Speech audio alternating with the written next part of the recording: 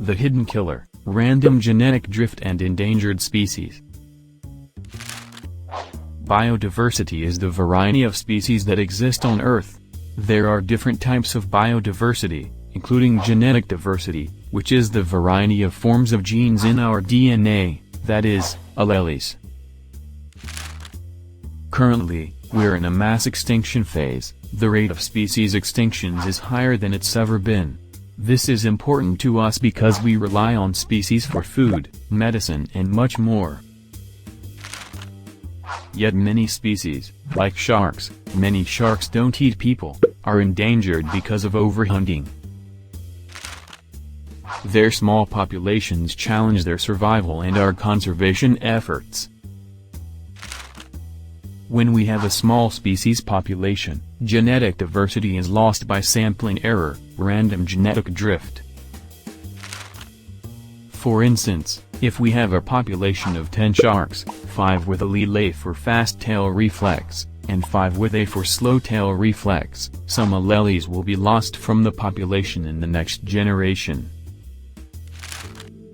It's like flipping a coin. If you flip it 100 times, you should get close to 50-50 heads to tails.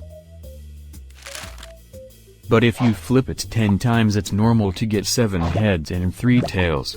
Over time, this sampling error. If the shark population loses these alleles, they may reduce the shark's ability to survive.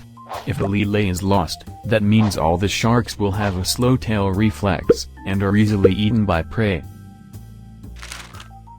Some alleles that are lost may be important for adapting to environmental disturbance, like climate change. Dangerous alleles may also proliferate because of RGD.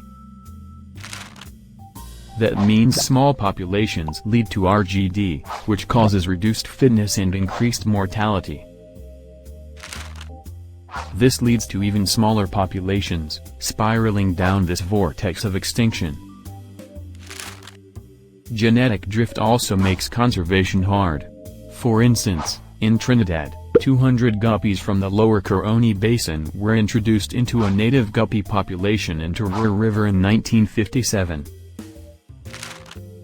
The reintroduction caused the genetic diversity to decrease because many of the introduced guppies could not survive in their new environment.